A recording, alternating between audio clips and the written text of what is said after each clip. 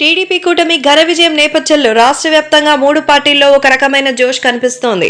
గత 5 సంవత్సరాలుగా వైసీపీ చర్యలతో విసిగి వేసారిపోయిన టీడీపీ శ్రేణులు ధైర్యంగా బయటకొస్తోంది. తమ పట్ల అమానుషంగా వ్యవహరించిన వైసీపీ శ్రేణులపై దాడులకు సైతం వెనకాడడం లేదు.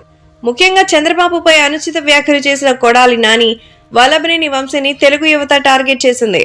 టీడీపీ గెలిస్తే రాజకీయ సన్యాసం చేస్తారని చెప్పిన కొడాలి నానికి నిలదీసేంతగా పనిచేశారు. ఆయన ఇంటిపై దాడికి వెళ్లారు.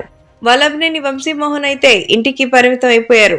ఈ పరిస్థితి ఊహించినటువంటి వారు మరి ఆందోళనతో గడుపుతున్నట్టుగా తెలుస్తోంది.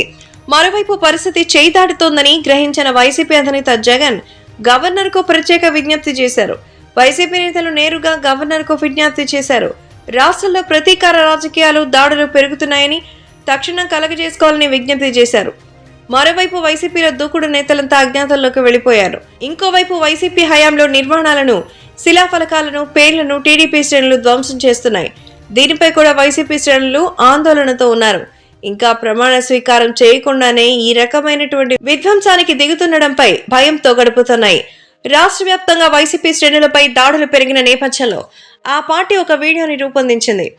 ఈ రోజు నీది, రేపు మాది, మర్చిపోకు ఈ నిజం అంటూ సాగిన ఈ వీడియోను సోషల్ మీడియాలో పోస్ట్ చేసింది. ఇప్పుడు ఈ పోస్ట్ వైరల్ అవుతోంది. గత 5 ఏళ్లలో మీరు చేసిన విధ్వంసాల మాటేంటి, చేసిన అరాచకాలు మర్చిపోయారా అంటూ నెటిజన్లు ప్రశ్నిస్తున్నారు.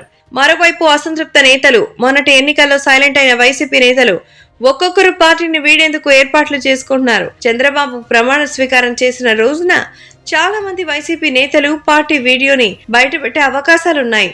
అయితే ఒకవైపు దాడులు, మరోవైపు నేతల నిష్క్రమణలతో వైసీపీ ఒక రకమైన ఆందోళనలో నెలకొంది.